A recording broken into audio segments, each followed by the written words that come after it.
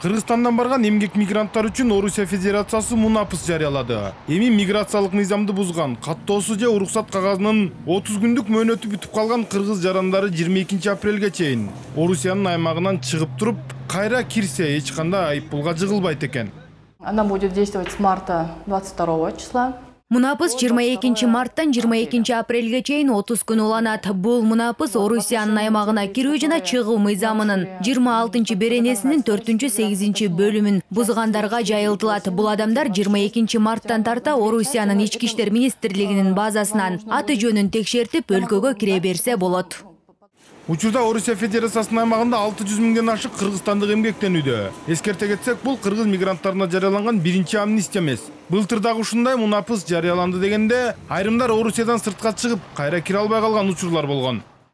Көбү ыйлактап атты, чыкканыбыздан кайра киргизбей атат, кандай болот экен деп.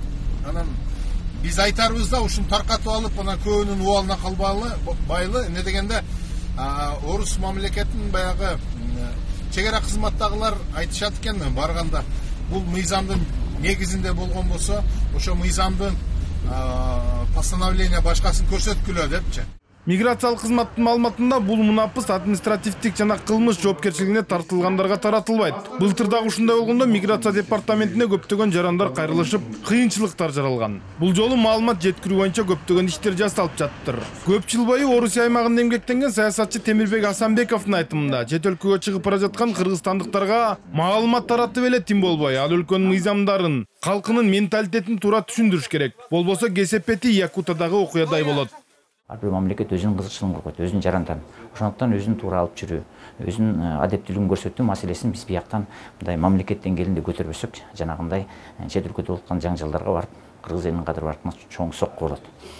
Мына ошону мен азыр саясатчылар ичинде маданият тармагында биз ушул маселени азыр парламентте атайын бир мыйзамдар менен бекитип, ошол негизинде биз иш-чараларды көрүшүбүз керек.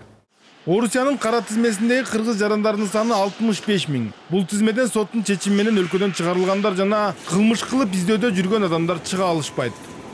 Болот Абдыжапаров, Бакыт Кошалиев, 5 канал.